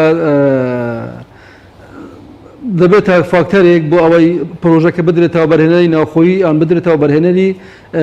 دەرەکی. ئێمە لە کوردستان طبعا تا ئەمڕۆ 43 پرۆژەی وەبەرهێنەرانی بیانیمان هەیە و 29 پرۆژەی هاوبەشیشمان هەیە. ئێمە ئومێدمان هەیە ئەو لیستانە یاخود ئەو ژمارانە بەرز ببنەوە سود لە ئیمکانیاتی وەبەرهێنەرانی بیانی وەربگرین ئەوانەی کە دەتوانن ئیش بکەن بە تایبەتی لە مەجای ئەو بوارانەی کە ئێمە اختیارمان کردینە لە بواری پیشەسازی کشت و کاڵ و لە بواری گەشت و گوزار لە ئەوانە کە ئێمە پێمان وایە دەتوانن ئیمکانیاتی باشتر و کاری باشتر بکرێتن ئەگەر بێن تەقدیمی پرۆژەکان لە هەرێمی کوردستان بکەن. ئەگەر نا طبعاً لە ماوەی ڕابردوودا زیاتر اعتیماد لەسەر وەبەرهێنەری ناوخۆیی بووە دەکرێت بە هەمان شکل وەبەرهێنەری زۆر باشمان هەیە جێی سیقان و جێی اعتیمادن کاری زۆر باشیان کردووە کارگەی زۆر باشیان لە هەرێمی کوردستان دروست کردووە دەست و شوێن و پەنجەیان دیارە لە هەرێمی کوردستان دەکرێت ئەوان پرۆژەکان جێبەجێ بکەن و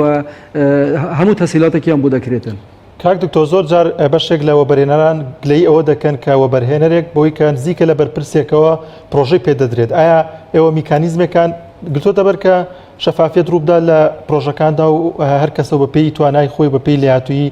وەبەرهێن ئەو پرۆژەی پێ بدرێت؟ ئێمە کە ئەو پلانەی ئەلان دەکەین برای بەڕێزم کە ئەو پلانەی ڕادەگەینین و بە سێ زمانش کوردی عەرەبی ئینگلیزی بە شێوەی نامیلکە بەسەر هەموو خەڵک داباشی دەکەین و لە وەسایلی ئەعلامیش بڵاو دەکرێتەوە لە سایتی حکوومەت و دەستەی بەرهێنان بڵاو دەکرێتەوە و دەدرێتە قونسڵیاتیش بۆ ئەوەیە کە ئێمە بتوانین عەدالەتی لە پێدانی پرۆژە لە جێبەجێکردنی پرۆژە لە هەرێمی کوردستان فراهەم بکەین. دڵنیاتان دەکەینەوە ئێمە هەر وەبەرهێنەرێک ئەگەر وەبەرهێنەری حەقیقی نەبێ و توانای ئیشکردنی نەبێ پرۆژەی پێ نادرێت لە ماوەی داهاتوودا و نقطەی محوری ئەوەیە کە توانای دارایی چەندە و چۆن و لە سابقەی خۆی چۆن توانێتی پرۆژەکان و یان کارەکانی خۆی جێبەجێ بکە تا بتوانین کارەکانی داهاتووی پێ بدرێتن. کاک دکتۆر لە پارێزگای سلێمانی بە دیاریکراوی لە ماوەی قەیرانی دارایی زۆربەی وەبەرهێنەران کارگەکانیان چۆڵ کرد لەگەڵەوەی کە باج و زەڕائیبی حکوومەت لەسەریان زیاتر بوو حکوومەت هیچ هاوکاریشی نەکردن کە لە ئێستادا لە پارێزگای سلێمانی زۆربەی کارگە وەبەرهێنەرەکان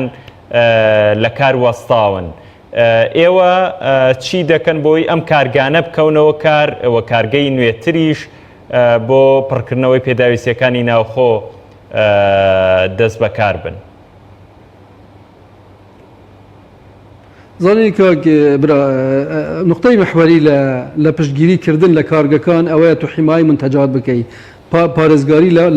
لە منتۆجیان بگەی لە ناوخۆی هەرێمی کوردستان یا لە شوێنەکاریتر بفرۆشێتن. خۆشبەختانە زۆربەی هەرە زۆری پرۆژەکانی ئێمە لە کاردایە لە وەبەرهێنان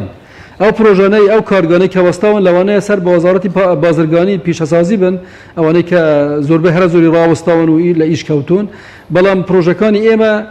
ژمارەی زۆر کەم لە ماوەی ڕابردوو وەستا بوون و بەشێکیشان دەستیان بە ئیشەکان کردوتەوە. بەڵام نقطەی محوەری کە پێویستە حکوومەتی هەرێمی کوردستان و خەریکە ئیشی لەسەر دەکە ئەوەیە کە ئێمە بتوانین لە ناوخۆی هەرێمی کوردستان حیمایی منتەجاتی خۆمان بکەین. ئەوەی کە لە کوردستان بەرهەم دەهێنرێ پێویستە لە گومرک و لە ئەعفاءات و لە هەر جۆرە وەسیلەیەکی تر هەبێتن ڕێگریەک جۆرە ڕێگریەک دابڕێ لە سەرهاتنی هەمان جۆری منتوج بۆ هەرێمی کوردستان بۆ ئەوەی ئێمە بتوانین لە کارگەکانی خۆمان خاوەن کارگەکانی خۆمان منتەجاتی خۆیان لە هەرێمی کوردستان تەصریف بکەن و بفرۆشن و کڕیاریان هەبێتن و پێویستیشە حکوومەتی هەرێمی کوردستان هەم ئێمە وەکو دەستەوە بەرهێنان هەم وەزارەتی پیشەسازی و بازرگانی تەسهیلاتی باشتر پێشکەشی کارگەکان بکرێتن تاکو بتوانین لە کارەکانی خۆیان بەردەوام بچکە ئەمە سەرمایە ئەو وڵاتن و بە هەبوونیان بە ئیشکردنیان هەم خەڵک تێدا ئیش دەکا هەم سەرمایە تێدا دروست دەبێ و هەمیش ئینتاج دروست دەبێتن و عرض و تەڵەبی ناوخۆیشمان دەبێ بۆ لە بواری دارایش کاریگەریەک جار زۆر ئیجابی لەسەر اقتصادی هەرێمی کوردستان دروست دەکات. کاک دکتۆر ینی لە ماوەی ڕابردوودا لە چەند ساڵی ڕابردوودا کە نەوت بەو دەردەچوو و هەرێمی کوردستان هەموو اعتیمادی بودجەکەی لەسەر نەوت دانابوو زۆرینەی ئابووریناسان باسییان لەوە کرد کە بێ حکوومەت لا بکاتەوە بەلای کەرتی کشت و کاڵە بەڵام لە پرۆژەکەی ئێوەیە 113 پرۆژەی کشت و کاڵیە بینم بەڕای ئێوە لاکردنەوە بەلای 113 پرۆژەیە کەم نییە بۆ هەرێمی کوردستان کە زۆرێک لە ئابووریناسان زۆرێک لە شارەزایانی ئابووری بازەوە دەکەن هەرێمی کوردستان باشترین کەرت بۆەوەی کە پشتی پێبەستێک کەرتی کشت و کاڵە. بەڵێ ئێمە 113 پرۆژەی کشت و کاڵیمان هەیە کە پرۆژەی ئاودێرین و پرۆژەی کشت و کاڵین لە سامانی ئاژەلی و لە با بڵێن سامانی ڕووەکی ئەمانە بەوازحی کشت و کاڵین بەڵام لە 461 پرۆژەکەی کەرتی پیشەسازی 150 زیاتری لەو پرۆژانن کە لە کەرتی سنعاتی غیزائین کەرتی خۆراکن با بڵێن کە ئەمانیش بە هەمان شکل سنعاتی کشت و کاڵین لە پاڵ ئەمانیش لە 11 ناوچەی پیشەسازی گەورە کە بەنیازی لە هەرێمی کوردستان لە ڕێگەیەوە بەرهێنانە دروستکەین 6 ناوچەی پیشەسازی خۆراکمان لە هەرێمی کوردستان دروست دەبێ کە ئەمانش لە حدودی 1500 تا 2000 کارگەی خۆراک کارگەی سنعاتی خۆراک با بڵێن لە هەرێمی کوردستان دروست دەبێت کە ئەمانە هەمووی پشتگیری لە کەرتی کشت و کاڵی لە هەرێمی کوردستان دروست دەکەن ئەمە قووەتێک یەکجار زۆر دەداتە کەرتی کشت و کاڵ لە هەرێمی کوردستان و پێمان وایە بەجێبەجێبوونی ئەم پرۆژانە هەم کەرتی کشت و کاڵی بژۆرنەوەیەکی زۆری بەخۆی دەبینێ هەم ئەو پیشەسازیەی کە لە دوای کەرتی کشت و کاڵی دروست دەبێتن بژۆرنەوەیەکی یەکجار باشی بەخۆ دەبێنێتن و ئینشاڵڵا کاری لەسەر دەکرێتن. کاک دکتۆر لە پرۆژەکانی ڕابردوودا و بەرهێنەرەکان پلانیان پێشکەشی حکوومەت دەکرد بۆ جێبەجێکردنی پرۆژەکانیان لەم ساڵدا پێچوانە نەبووەوە یاخود دەروەکو ساڵانی ڕابردوو دەبێت پلانەکان پێچەوانە بوویتەوە ئێستا ئێمە لە پلانی خۆمان ئێمە بە بەرهێنانە دەڵێن ئێمە ئەو جۆرە پرۆژانەمان هەیە لێرە تیمی پلاندانانیشمان تەکلیف کردووە کە بۆ هەموو ئەو پرۆژانە پرۆپۆزەڵێک جدوای اقتصادی لەسەری دروستکەن بۆ ئەوەی بە حاضری بتوانین لەگەڵ تەوابوونی نەخشەی وەبەرهێنان بە زەویەوە بتوانین پرۆژەکان ئیعلان بکەین و بە خەڵک بڵین بە وەبەرهێنەران بڵین ئەمە پرۆژەی فلان معمەلێکە زەحمە نەبیوارە تێدا ئیش بکە یان لە ڕێگەی منافسە بدرێتەوە بەرهێنەران بۆ ئیش تێدا بکەن پرۆسەکە تەمامەن پێچەوانە دەبێتەوە ئەمە جگە لەواش ئێمە لە پلانەکەی خۆشمان باس کردووە هەر پرۆژەیەک کە ئێمە لێرە نەما نووسیتەوە لەوانەیە لە بوارێکی محدد بێ وەبەرهێنەرێک پێی وایە کە تێدا سەرکەوتوو دەبێ و سیناعەتێکی باش یان اقتصادێکی باش لە هەرێمی کوردستان دروست دەکاتن بێگومان ئێمە ڕەزامەندی لەسەر دەدەین و دروست دەکرێتن. زۆر باشە کاک دکتۆر ماوەی جێبەجێکردن و تەواوبوونی ئەم پرۆژانە چەنە خایەنێت؟ ئێمە بە هەر پرۆژەیەک مودەیەکی دیاریکراومان هەیە با بڵێن لەگەڵ دەستپێکردنی پرۆژە ئێمە 6 ڕۆژی ئەوەلیمان هەیە بۆ ئەوەی پرۆژە دەست پێ بکە دوای ئەوە حدودی ساڵێک 2 ساڵێک و 6 مانگ 3 ساڵ بەپێی قەبارەی پرۆژەکە گەورەی گچکەی پرۆژەکە لە ناو مۆڵەتەکەی تهدید دەکرێت بە چ مودەیەک تەواو ببیتن. تێچووی پرۆژەکان ئەگەنە چەند؟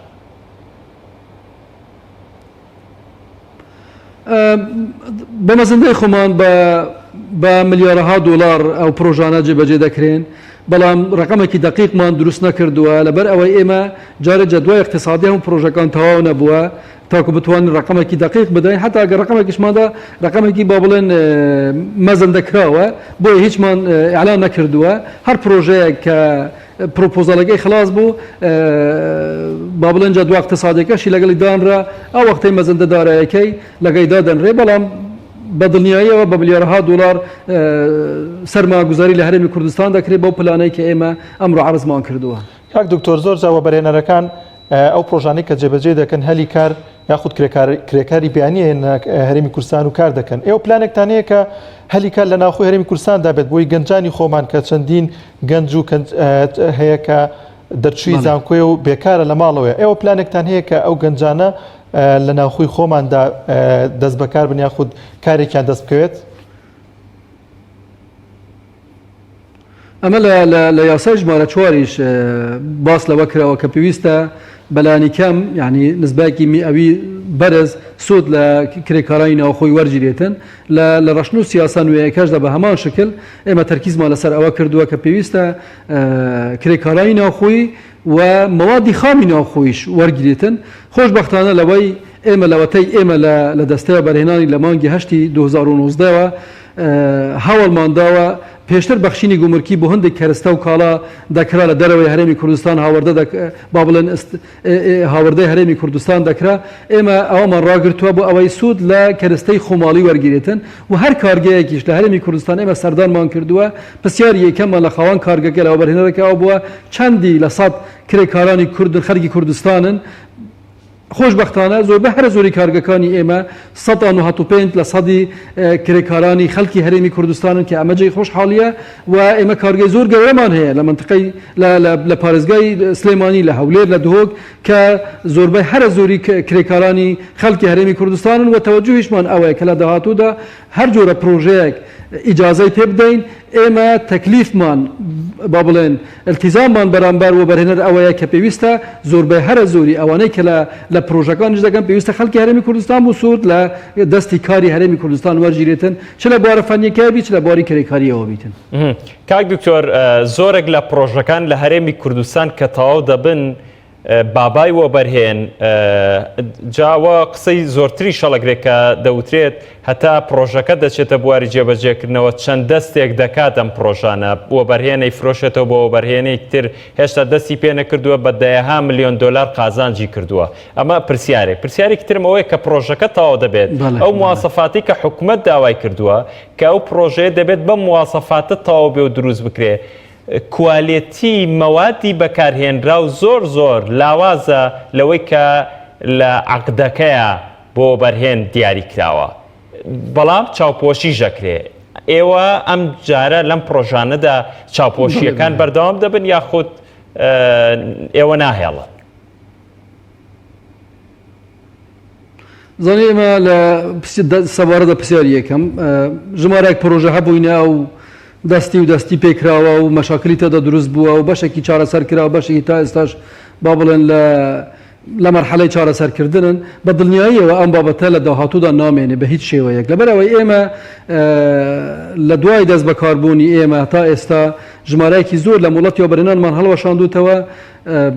بەهۆی ئەوەی کە خاوەنەکەی یان وەبەرهێنەرەکەی وەریگرتووە نەیویستووە پێشتر دروستیکە ئێمە لێمان وەرگرتووتەوە وەکو فرسەتی وەبەرهێنان جارێکی تر ڕامانگەیاندووتەوە. ئێمە حدودی 118 پرۆژە بەو شکلە ئیعلانمان کرد لە مانگی 2019 و بەردەوامیش دەبین لەسەر ئەو بەرنامەیە هەر پرۆژەیەک ئێمە وڵاتی وەبەرهێنانی پێ بدەین زەماناتی لێوەردەگرین لە مودەی قانونی خۆی جێبەجێ بکرێ. سەبارەت بە کوالەتی ڕاستە کوالەتی لە هەندێک بوار کەم تەرخەمی و کەم و کورتی هەبووینە لە ماوەی داهاتوودا هەر پرۆژەیەک چه بەرهێنانی نیشتەجێم بۆ بیار لە مەجای سناعی بیتن مەکتەبێکی هەندەسی عەقدی لەگەڵ دەکرێت کە ڕقابە لەسەر کوالەتی دروست دادەنێتن و ئێمەش تیمەکانی چاودێری دەستەوە بەرهێنان لە هەموو بەڕێبەراتی گشتی و بەڕێبەراتیەکانی خۆمان چاودێری لەسەر دەکەن و پێویستە بە پێی مواسەفاتی مۆڵەت وەرگرتن ئەگەرنا ئەکید ڕەفز دەکرێتەوە ینی درێتە دادگا و لە ڕووی یاسا و بەڕووی یاسا و بەڕووی غەراماتی مالی دەکرێتەوە. بەڵێ لە هەولێرەوە زۆر سپاس بۆ بەڕێز دکتۆر محەممەد شکوور سەرۆکی دەستەی وەبەرهێنەرانی هەرێم وەڵامی پرسیارەکانی ئێمەدایەوە زۆر سپاس. زۆر سپاس. بەڵێ زان ێستا چین لای تەوەریکی دیکەی بەرنامەکەمان ئەویش دروستکردنی خواردنوشی نییە کە خات و نزان نەسرەدین ئامادەی کرد و بزانین ئەمڕۆ چ جۆرە خواردنێکی بۆ ئامادە کردوین پێکەوە بینەری دەبین. فەرموو.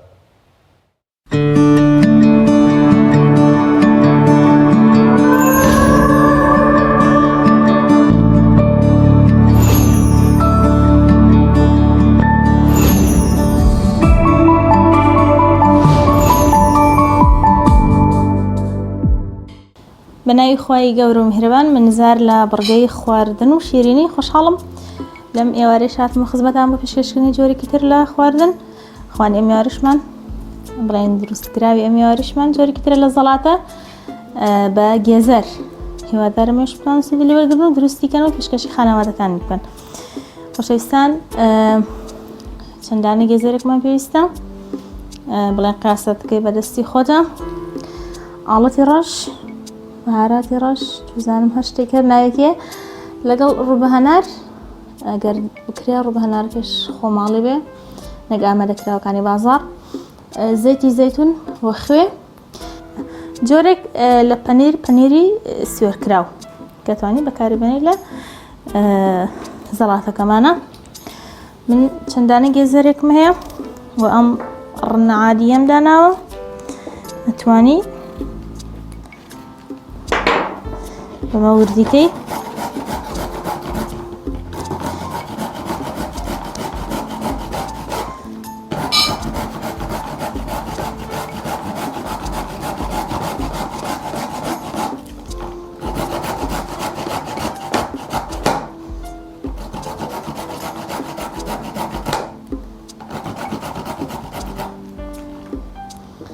سوکارەکەی مڕە ئەپەڕێنێ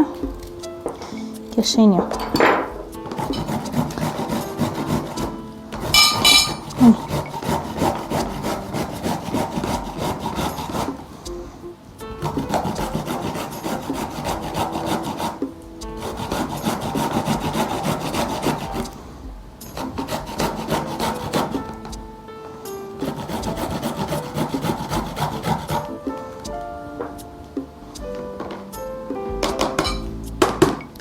من هەر ئەوەندەم لە گێزەر پێویستە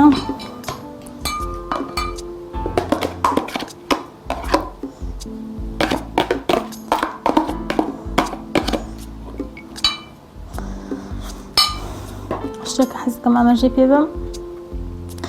عادەتەن لە مانگی پیرۆزی ڕەمەزانە کە ماوەیەکی زۆر بڵێن لە بانگی بەیانی هەتاوەکو بانگی مەغریب کە هیچ ناخورێت بڵێن ڕێخۆڵە بە شێوەیەک لە شێوازەکان تەمەڵ ئەبێ یعنی باشترە ئێواران جۆرێک لە زەڵاتە هەبێ هەوڵ بین لە زۆربەی پێکهاتەی زەڵاتەکانیشمانە زەیتی زەیتون هەبێ بۆ چالاکردنی ڕێخۆڵە سووری هەیە و سووری زۆریشی هەیە زەیتون لەگەڵەوەی ئەگەر دەستت کەوێ زەیتی ئەسڵی زەیتون بێ هەوڵ بین ئیشاڵا لە زۆربەی زەڵاتەکانە بەکاری بهێنین لەبەرەوەی کە یارمەتی ڕێخۆڵیشەیە. بەڵە خۆشەویستانی من ئێستا من ڕووبەهەنارەکە ئەهێنم ئەمەشەکەیتە سەر خواستی خۆت حەزلێتی زۆر ئەوە بێ ترش بێ یاخۆت ڕووبەهەناری شیرین هێنی ئەگەر هەبێ یا خۆش لە گشتی باشترە. من کەم بەکارەهێنم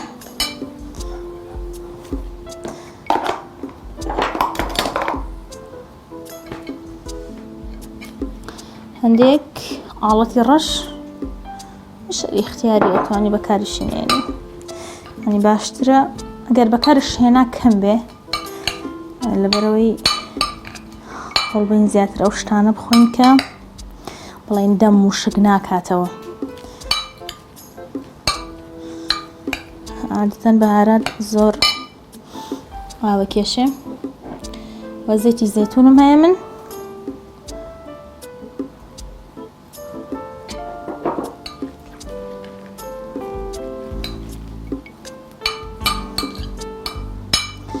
بۆیە ینی بۆ کەمێ دروستی ئەەکەم تەنها هەر ئەوەندەم پێویستە و نەشمەوێ بڵێن کاتم زۆر بڕات بە خواردن و بە ینی عادەتەن لەم ڕەمەزانە خۆی مەشغوڵەت و هیلاکی ئەوانە جاو خانەمانەشی کە مناڵیان هەیە مەشغوڵەتی مناڵ و بێتاقەتی مناڵ ئەوانش دروستی ئەەکەن کە بێتاقەت بی باشتر وایە ینی هەوڵ بە شتێک دروستکەی بە کاتێکی کەم و سوودێکی زۆریش. ئێستا من کەمێک خوێ بەکارەهێنم لە بەرنامەیەکی ئاماژەم پێیاوە هەوڵ بین ئێمە تەنها خوانەکان یاخود خواردنەکان لە پێناو حەزانە بێ هەندێک جار هەندێک سوودیشی لێوەرگرین من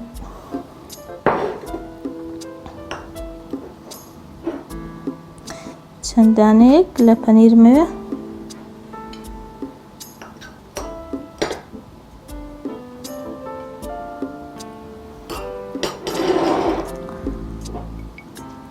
کەمێکی کە زەیتی زەیتون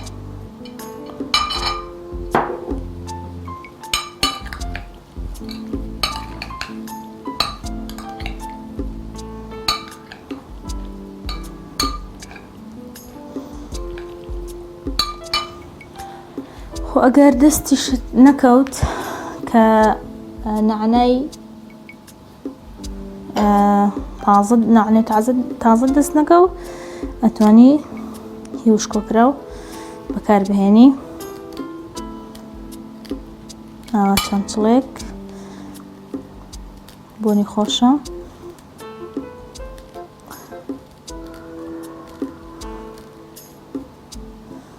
جاری وایە هەندێک زەڵاتە ڕێئەکەوێ کە پیازی خۆش ینی پیازی مۆر ئەوان پیازە سوورەکان بەکاربێنی ینی بەکاربێنین تێ بە تایبەتی لە مانگی پیرۆزی ڕەمەزانە ئەگەر ئەوە خورا باشترە چەمچڵێک کەرەوز نعنا ئەو شتانە بخورێن بە شوێنە یان باشترە دروست نەکریان تۆزێک خۆمان پارێزین لە سیر و پیاز بەڵام ئەگەر بە کوڵاوی بێ باشتر لە ناو چێشتا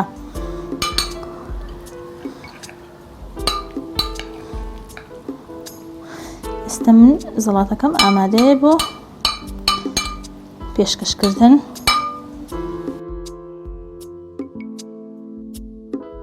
بەڵە خۆشەویستان بەم شێوەیە هاتیینە کۆتایی زەڵاتەکە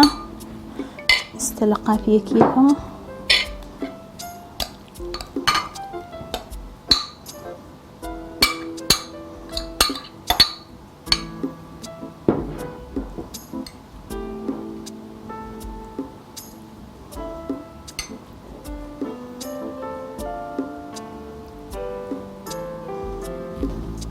ئەتوانیت نعنای هاڕاو یعنی نعنەی وشکۆبش بەکاربهێنی بەڵام ئێستا کە نعنای تەڕ هەیە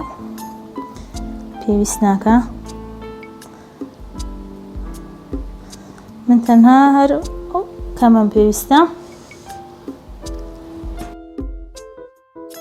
ئینشاءڵڵا ئەتوانن بە پێی کاتە دەرفەتی خۆتان دروستیکەن و پێشەمی سەرەکی پێشکەشی خانەوادە و خێزانەکانتانی بکەن بەڵە خۆشەویستان بەم شێوەیە هاتیینە کۆتایی زەڵاتەی ئەمڕۆژ هیوادارم سوودی پێگەیاند بن تا ئەڵقەی داهاتوو بەخوای گەورە و میهرەبانتان دەسپێرم خۆتان لەگەڵ ماڵتانەوە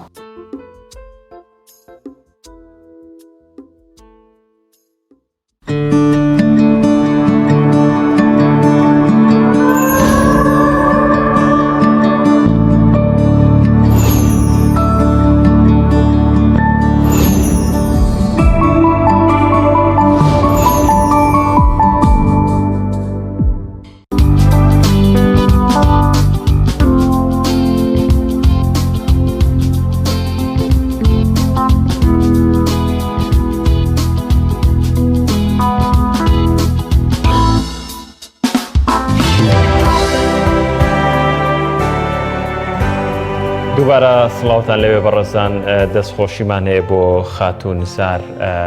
هەمیشە ماندووی دەکەین سوپاس بۆ ماندووبوونەکانی بەڕێزان بەرگەیەکی ترمان چیرۆک و پەیامە کە هەر جار و هەوڵ دەدەین لە ڕێگەی چیرۆکێکەوە پەیامێک بە ئێوەی خۆشەویست بگەێنین با بزانین ئەم جارەمان چیرۆکی ئەم جارەمان چ پەیامێکی تایە فەرموو بەناوی خوای گەورە و میهرەبان بیسەران و بینەرانی خۆشەویست خۆم بە خۆشحاڵ دەزانم لە عەڵقەیەکی تر و بەرنامەیەکی تری چیرۆک و پەیام بە خزمەت ئێوەی بەڕێز و خۆشەویست دەگەمەوە هیوادارم ئەم عەڵقەیە و ئەم چیرۆکە بەدڵی ئێوەی زێدە ئازیز و خۆشەویست بێت خۆشەویستانم چیرۆکی ئەم جارەمان لە ژێر ناونیشانی لەوانەیە ئەسپەکە بفڕێت لە دێر زەمان پاشایەک دەبێت دوو وەزیری دەبێت ئەم دووە زیرە بەهۆی هەڵەیەکەوە پاشا مەحکومیان دەکات و لە کونجی زیندان دایان هێڵێتەوە. دوای ئەوەی کە دەچنە ناو زیندان وەزیرەکان هەریەکەی شێوازێک پەیڕەو دەکەن. وەزیری یەکەم بە گەیشتنی بە زیندان دۆش دادەمێنێت و ڕەشبین دەبێت و چاوەڕوانی کۆتایی هاتنی حکمی لە سێدارەدانی دەکات کە ماوەی ساڵێکیان بۆ داناوە، دوای ئەوە لە سێدارە بدرێت لەوێ دادەنیشێت و کاتەکانی بە خەوتن و خواردن بەسەر دەبات بێبیرکردنەوە لە هاتنە دەرەوەی لە زیندان، لەبەرەوە دەڵێ حکمی پاشایە و تازە بەرنابم. بەڵام وەزیری دووەمیان گەشت بینانە لە ژیان دەڕوانێ و هەروەها بوێرانە لە ژیان دەڕوانێ و هەروەها بیر لە بیر لە چارەسەری کێشەکەی دەکاتەوە کە چۆن ڕزگاری بێ لەم زیندانەیە کە پاشا مەحکومی کردووە. لەبەرەوە هەمیشە بیر دەکاتەوە چۆن ڕزگاری بێت. لە یەکێک لە شەوەکان لە نیوە شەوێکی درەنگ کاتێک بیرۆکەیەکی بۆ دێ هاوار دەکات دەمەوێت پاشا ببینم. زۆر هاوار دەکات، بەڵام زیندانیەکە حرەسی زیندانەکە پاسەوانی زیندانەکە دەڵێ بێدەنگ بە لەبەرەوەی تۆ حکمیست لە سێدارەدانت هەیە و ئێستا نیوە شەوێکی درەنگە پاشا ناتوانێت بتبینێ، پاشا لە شیرنی خەودایە. بەڵام ئەو دەڵێ هەواڵێکی بە پەلەم هەیە بۆ پاشا، دەبێ پێی بڵێم، دەبێ پێی بگەێنم، زۆر زەرورە. بەڵام حرەسی زیندانەکە دەڵێ من پێی دەڵێم، بەڵام ئەو ڕێگانادا دەڵێ بەس بۆ خۆم دەمەوێت پاشا ببینم و هەواڵەکە بە پاشا بگەێنم. دوای ئەوە پاشا داوا دەکات کە ببێت وەزیر بێت ببینم. کاتێک کە دەچێت بۆ لای پاشا دەڵێ جەنابی پاشا، من زۆر لە خەمی تۆدام، من زۆر لە بیرکردنەوەکانم بۆ تۆیە، لەبەرەوە دەمەوێت هەواڵێکت پێ بدەم کە ئەگەر بێت و 1 ساڵ بمهێنیە دەرەوە لە زیندان، من دەتوانم ئەو ئەسپایی کە خۆشت دێ ئەو ئەسپە جوانەی کە هاتە فێری فڕینی بکەم و بەسەر مەملەکەتەکەدا بسوڕێەوە. پاشا بیرۆکەی دەڕوا، پاشا خەیاڵی دەڕوا، پاشا بیر لەوە دەکاتەوە هەتا ئێستا بە زەویدا لە ناوڕعیتەکەی سوڕاوەتەوە بە ناویاندا 1000 مەترسی لەسەر ڕێگا بووە، بەڵام ئەم جارە ئەگەر بە سواری ئەسپە فڕیوەکەی بفڕێ بەسەر ڕعیتەکانیدا بسوڕێتەوە هیچ مەترسیەکی نییە و بەڵکو جەوەکەی خۆشترەوە، هەروەها سواربوونی ئەسپیش لە ئاسمان خۆشتر لە زەویدا. لەبەرەوە دەڵێ ئەی ئەگەر وان نەکرد، پاشا پێی دەڵێ ئەگەر وام نەکرد من هەر لەژێر دەسەڵاتی خۆت دامە و ئەو کاتی لە سێدارم بدە، چه حکمێک توندا کە حکمی سێدارێ لە سێدارم دە و باژیانم کۆتایی پێدە. پاشا قبول دەکات پێشنیازەکەی وەزیر قبول دەکات، لەبەرەوەی دەڵێ هەر ئێستا بڕۆ یاتاقەکەت و جلوبەرگەکانت لە زیندان بێنە و هەر ئێستا بە ڕاوێژکارەکانیشی دەڵێت کە ئەسپەکەی تەسلیم بکەن و بۆ ئەوەی فێری فڕینی بکات، لەبەرەوەی چەندە زووتر فێری بکات ئەوە کات درەنگە. خۆشەویستان، کاتێک وەزیر دەچێتەوە زیندان، وەزیری یەکەم دەبێنێ کە بە ڕەشبینی تەمەشای ژیانی دەکە، دەڵێت چی بووە هەرە لە چی بوو؟ دەڵێ وەڵا خەبەرێکی ئاوام بە پاشادا. ئەی دەڵێ هەی بێ عەقڵا شاک، دەڵێ نازانی ئەسپ نافڕێ؟ دەڵێ بەڵێ دەزانم ئەسپ نافڕێ. ئەی دەڵێ چۆن ئەو هەواڵت بە پاشادا؟ چۆن پێت گوت، چۆن جورئەتت کردکەوە بە پاشا بڵێ ئەسپەکەت فێری فڕین دەکەم؟ دەڵێ من بۆ ئەمە چەند ئەگەرێکم هەبوو، چەند ئەگەرێکم هەبوو کە ئەسپەکە بفڕێت. دەڵێ ئەگەرەکانت چییە؟ دەڵێ ئەگەری یەکەمم لەوانەیە لەو ماوەی ئەو ساڵێک کە من بە پاشام داوە کە بە ساڵێک فێری فڕین دەکەم لەوانەیە ئەسپەکە بمرێ. پێی دەڵێم ئەگەر ئەسپەکە نەمربایە ئەوە فێری فڕینم دەکرد. ئەوە ئەگەری یەکەم. ئەگەری دووەم خۆ لەوانەیە لە ماوەی ئەو ساڵەدا پاشا بە خۆی بمرێت. ئەگەر پاشاش بمرێ منەوە ڕزگارم بووە و ئەوە تۆش لە سێدارە دراوی. ئەگەری سێم لەوانەیە خۆم بمرم. ژیانی دەرەوەی زیندان و مردنی دەرەوەی زیندانی زۆر باشتر لە مردنی ناو زیندان و لە زیندانمانەوە. خۆ ئەگەری چوارەم و گریمانەی چوارەمیشم ئەوەیە خۆ لەوانەیە ئەسپەکە بفڕێت. خۆشەویستانم، کەواتە ئێمە هەر کێشەیەک هەر گرفتێکمان دێتە پێش، پەیامی من و پەیامی ئەم چیرۆکە ئەوەیە کە کۆمەڵێک ئەگەرمان هەبێ، کۆمەڵێک بیرکردنەوەمان هەبێ، بە یەک بیرکردنەوە واز نێنین. کۆکو وەزیری یەکەم کە دۆش داما بوو هیچ بیرکردنەوەیەکی بۆ نەدەکرا، بەڵکو تامایەوە لە زیندان و دواتر لە سێدارە درا. بەڵام وەزیری یەکەم بەهۆی بیرکردنەوە جوانەکانی، بەهۆی بیرکردنەوە فراوانەکانی، بەهۆی لێزانی، بەهۆی دانایی توانی خۆی لە زیندان ڕزگار بکات. کەواتە هیوادارم هیچ کاتێک تووشی کێشە و گرفت نەبن، بەڵام هەر کاتێک تووشی گرفتێرە و کێشەیەک و گرفتێک بوون بتوانن کۆمەڵێک ئەگەرتان هەبێت بۆ ئەوەی لەو گێرە و کێشانە ڕزگارتان بێت و بە گەشتبینی بژین، بە سەربەرزی بژین، بە سەربەستی بژین بۆ ئەوەی بیرکردنەوەکانمان فراوانکەین و بیرکردنەوەکانمان بە تەسکی بە بەرتەسکی بیر نەکەینەوە. هیوادارم ئەم چیرۆکەش بەدڵی ئێوە بێ تا چیرۆکی تر و هەڵلقەیەشتری بەرنامەی چیرۆک و پێیان لە ئێوەی بەڕێز دەکەمەوە تا ئەم کاتە بەخواتان دەستێنم خواتان لەگەڵ. پەیامی چیرۆکی ئەم جارەی ماوەسامیر پەیامێکی جوانی تا بوو کە دانیار کە هیچ کاتئینسان بە ڕەشببینیەوە ژیان تێنەپەڕێنێ بۆ هیوایی هەمیشە گەشببین بین هەمیشە لە گەشببینیەکانەوە ژیان جوانتر دەست پێ دەکات کەسی گەشتبین هەمیشە کارەکانی سەرکەوتووە بە تاکید بۆ هیوای گەشتبین بین هاوکارانمان پێمان ئەڵێن هیچ کاتان نەماوە بۆ هیوایی کە ڕۆژوو تاعاتی هەموو لایەکتان قبول بێ و بۆ هیواشم هەمووتان لە ساق و تەندروست باش بن بەخوای گەورەتان دەست پێێت خواتان لەگەڵ. خواتان لەگەڵ.